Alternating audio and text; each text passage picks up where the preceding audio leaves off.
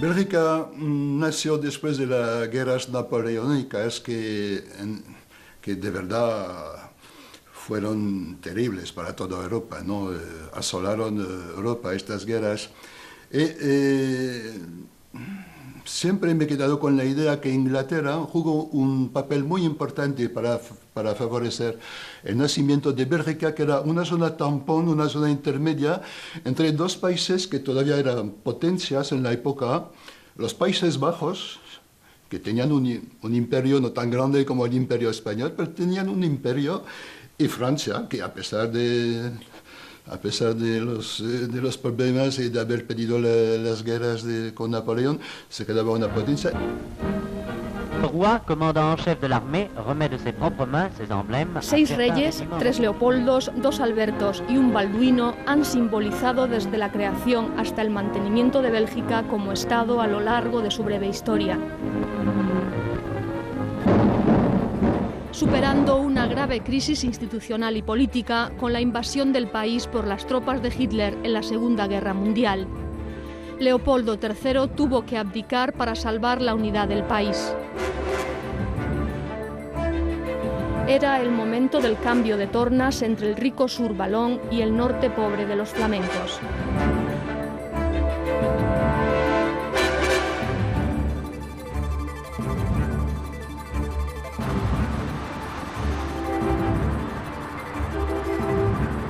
Habría que remontarse a los años 60, incluso antes, cuando, y a partir también de la crisis del modelo económico belga, la crisis en el sentido de cambio, ¿no? El modelo económico belga basado en una industria pesada que era bastante próspera en el sur, en la zona francófona, y con unas élites que eran en Bruselas fundamentalmente francófonas, con lo cual los flamencos aceptaban más o menos de forma natural que había un cierto dominio económico y también cultural por parte de los francófonos. Pero a partir de los 60 esto empieza a cambiar, Flandes empieza a ser cada vez más próspera, los francófonos, la zona valona empieza a tener la crisis típica de la minería y la industria pesada en toda Europa en esos años, y empieza a cambiar las tornas desde el punto de vista económico.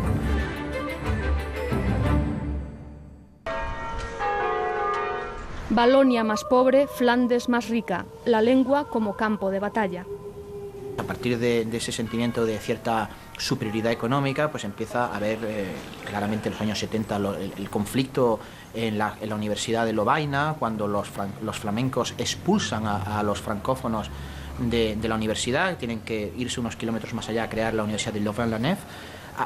A partir de ese momento los belgas, y de eso ya hace casi 40 años, o incluso más, de esos conflictos lingüísticos, los belgas se dan cuenta, tristemente, que les cuesta mucho trabajo convivir, y entonces, como solución, una solución que, bueno, en cierto modo triste, pero la solución es trazar una línea muy clara entre qué parte de Bélgica habla holandés y qué parte de Bélgica habla francés. Y solo se queda Bruselas como zona bilingüe, aunque de facto es un lugar francófono. Esa frontera, ese límite, para los flamencos sobre todo, significa un poco la pacificación. Bruselas, capital de Bélgica, una isla sobre la falla lingüística, centro de la Unión Europea y de la desunión belga. A medida que Bruselas se ha ido extendiendo por la periferia en territorio flamenco, pero de habla francesa, la entidad Bruselas Hall Vilvoorde, BHV en la jerga, se ha constituido en la pieza que mantiene unido el puzzle. Si no se encuentra, sería una catástrofe para el país. Sin diálogo, sin un acuerdo, todo acabaría para Bélgica. Pero creo que las dos personas que han ganado las elecciones el domingo pasado son ambas muy responsables y van a llegar a un acuerdo. Otros no son tan optimistas. No nos sentimos protegidos por los flamencos ahora. Nuestra lucha para la defensa de los derechos de los francófonos va a ser muy difícil o imposible. Tenemos miedo ahora por nuestros derechos, claro. Tenemos un sistema federal que en gran medida es territorial, excepto para Bruselas. Bruselas quiere decir 1 millón de habitantes y también, y esto lo complica todo aún más, un gran número de población, tanto valona como flamenca, que trabaja y gana su salario en Bruselas.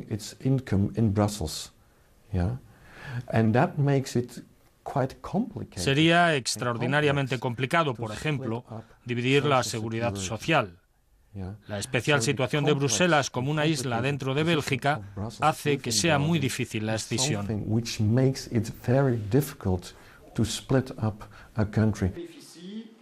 Todo está ahora en manos de dos hombres, el socialista Elio Di Rupo, líder político de Valonia, posible nuevo primer ministro, y de Bart de Wever, la nueva figura política de Flandes.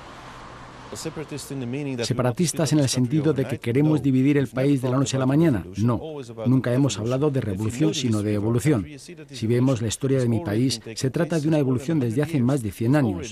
Ya hemos llevado a cabo 5 grandes reformas del Estado, desde uno unitario a uno de tipo federal.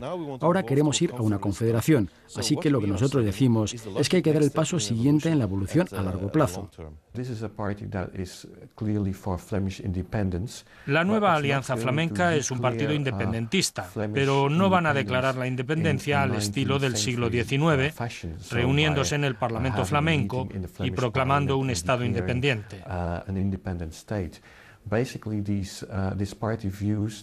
Lo ven como un proceso evolutivo, como algo que ocurrirá gradualmente en los próximos 10, 15 o 20 años.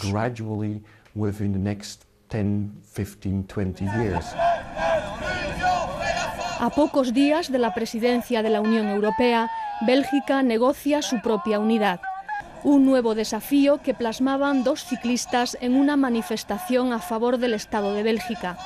El león flamenco y el gallo balón en sendarruedas, pedaleando en direcciones opuestas.